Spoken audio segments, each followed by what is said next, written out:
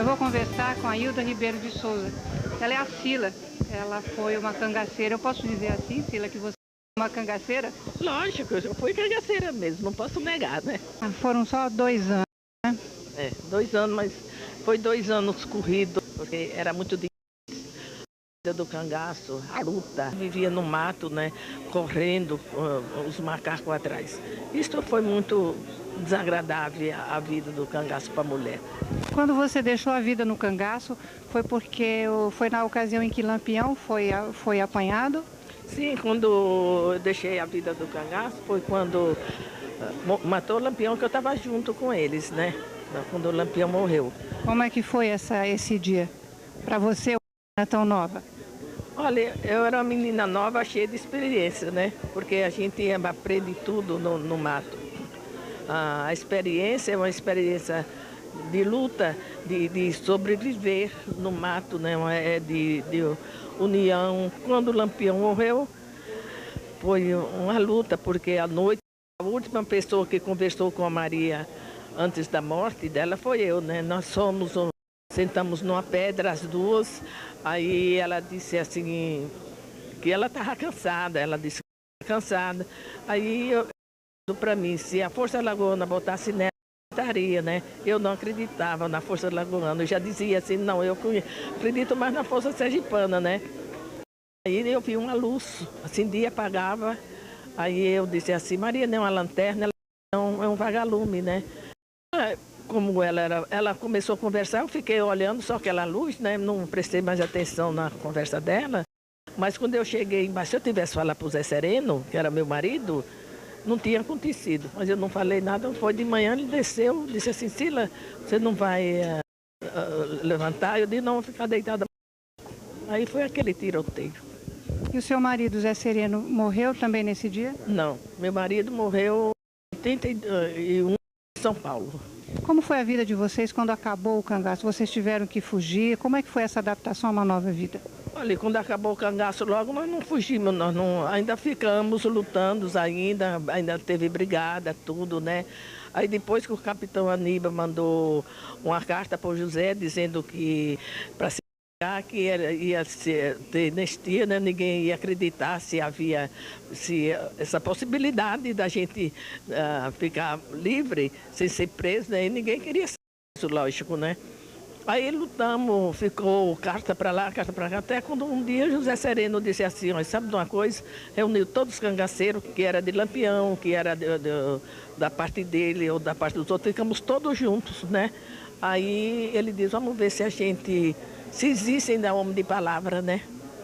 Aí nós se entregamos o capitão Aníbal, o Zé Rufino, que era o mais perseguidor da perseguição, né? Ficamos amigos, né? Aí nós fomos para Jeremoabo, aí depois fomos de Jeremoabo, nós fomos para Salvador, aí que demorou um mês de Salvador até que nós fomos para São Paulo. E como era a vida da mulher no cangaço? A mulher pegava em armas? A mulher tinha que saber atirar, né? Mas ela pegava uma mausa pequena, né? E um punhalzinho pequeno para a gente se defender se saísse só. Porque se saísse só, ia um paisano, como às vezes acontecia, né? Querer matar, né? Aí a gente tinha uma arma para se defender. Como foi a adaptação em São Paulo depois que vocês receberam a anistia? Foi difícil viver um novo sistema de vida, principalmente em São Paulo? Olha, foi muito difícil quando eu cheguei em São Paulo, mas eu fui uma pessoa que eu lutava sempre para frente. Nunca eu me desesperei. Às vezes a pessoa chamava que meu filho era filho de bandido, eu entregava tudo a Deus, nunca briguei com ninguém, nunca disse nada. Quando dizia filho de bandido, não é para brincar com meus filhos. Eu dizia, não, Deus toma conta. E foi muito difícil, mas sempre os jornalistas, sempre em cima para fazer reportagem, eu não queria nem saber, eu tinha trauma, eu tremia tanto quando eu ia falar que eu não queria jornalista. Eu disse, não, aí a Cristina Mata Machado, que ela escreveu aquele livro Tarta de Guerra, né? Ficamos amigas, aí ela dizia para mim, Sila, por que você não quer contar a história, tudo? Você faz parte da história do Brasil. Aí eu ficava nervosa, eu dizia, não quero saber de história do Brasil, não, quem sofreu foi eu, não foi o Brasil, né? Mas com o tempo, aí eu fui dando entrevista, fui trabalhando no MAP, fui trabalhando, aí depois fui trabalhando, tive sala de costurar. Os seus amigos sabiam que você tinha sido uma cangaceira? Eu não dizia, sabia por boca dos outros, mas eu mesmo não queria, nem para meus filhos eu nunca contava, né? Aí eu fui trabalhar na Bandeirante, e na Bandeirante os artistas, tudo, eu costurava lá, tudo, né? Aí fiquei no meio dos artistas e comecei a dar entrevista.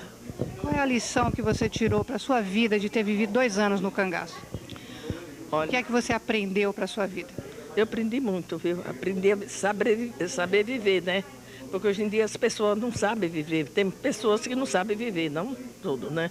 Porque a vida é tão boa quando a gente sabe levar ela na paz, na amizade, não respeitar ninguém, né? É muito bom. E eu levei uma vida muito sofrida no mato e quando me entreguei, eu sou uma pessoa muito... Graças a Deus eu sou honesta.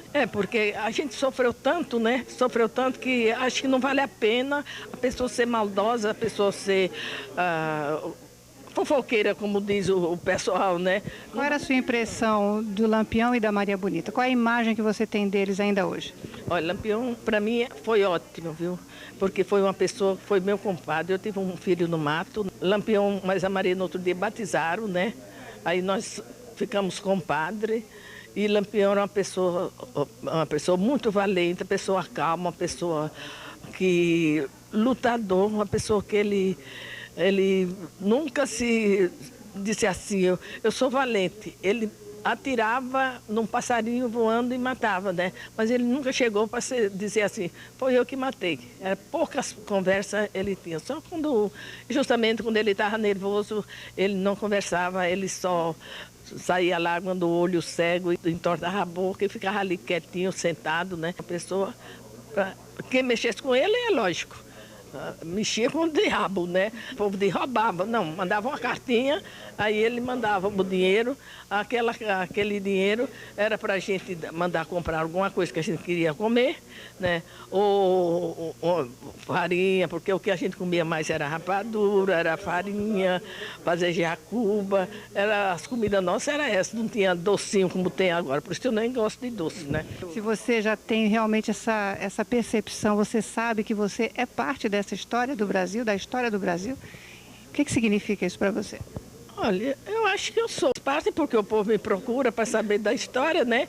Se eu fosse uma pessoa que não fizesse a parte da história do Brasil, ninguém falava, né? Mas que lutou, que venceu e viu a morte daqueles tiroteios, a morte de Lampião, foi eu.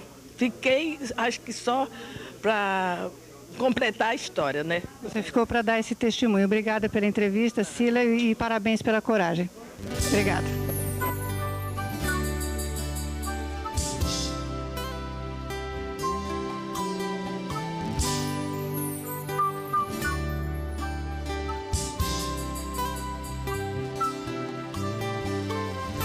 Sou cangaceiro do mato, sou consequência da vida.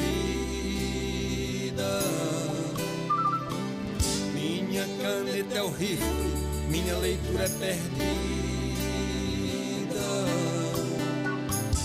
Minha história foi escrita com tiros de precisão, como punhais e cartucheiras, revólver e rifles na mão.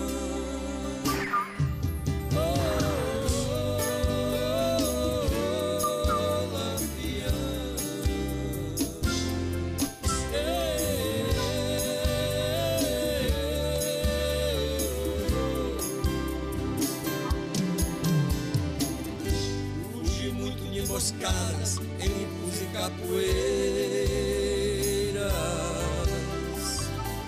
escapando das volantes, matos fechados, ladeiras. Nessa lei vive o mais forte, o perigo é a traição. O valente é diplomado nas quebradas do sertão. Hey.